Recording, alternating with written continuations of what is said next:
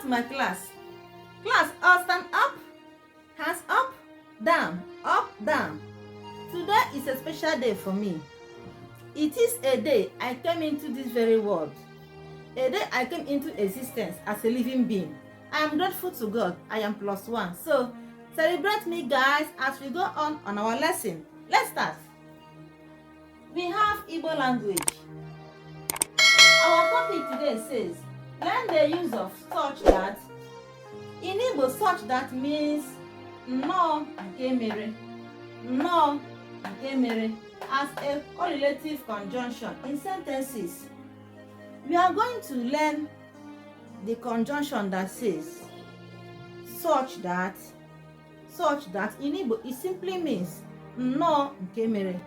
Let us put them in sentences for easy understanding. Igbo, English. Class, repeat after me. Number 1 says, ọ bụ nnọọ nnukwu akụkọ nke mere ndị mmadụ ichere. Again, ọ bụ nnọọ nnukwu akụkọ nke mere ndị mmadụ ichere. Ọ bụ nnọọ nnukwu akụkọ nke mere ndị mmadụ ichere. Meaning, it's such a big story that people have to wait. It's such a big story that people have to wait. Our conjunction here is such. If you say it's a big story, it is understandable. People have to wait. It is also understandable. But we are using such and that as our conjunction to bring out the actual meaning we have in our mind. That is, it's such a big story that people have to wait. Now you are telling another person that the story was a big story and people have to wait.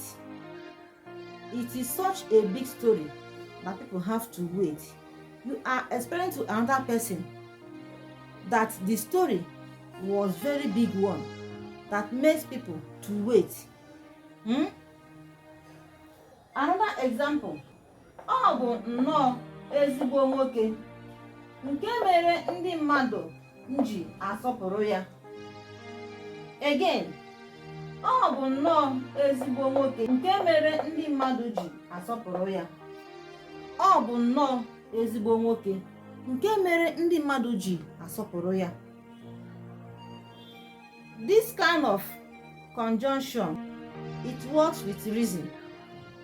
The reason why people are respecting the man is because he is such a good man that made people to respect him. In English, it means he is such a good man that made people respect him. If you say he is a good man, it is understandable. It is a full sentence. But such here is our conjunction. We use this such to bring out the ingredient in the sentence. Why do people respect him? Because he is such a good man. Such that is our conjunction. He is a good man. It is a full sentence. Our conjunction there is such. Such that in Igbo, it means Nnoo nke mere. Like and share our videos. Follow us for more. Celebrate me, yo. I am born again today. I am a new baby.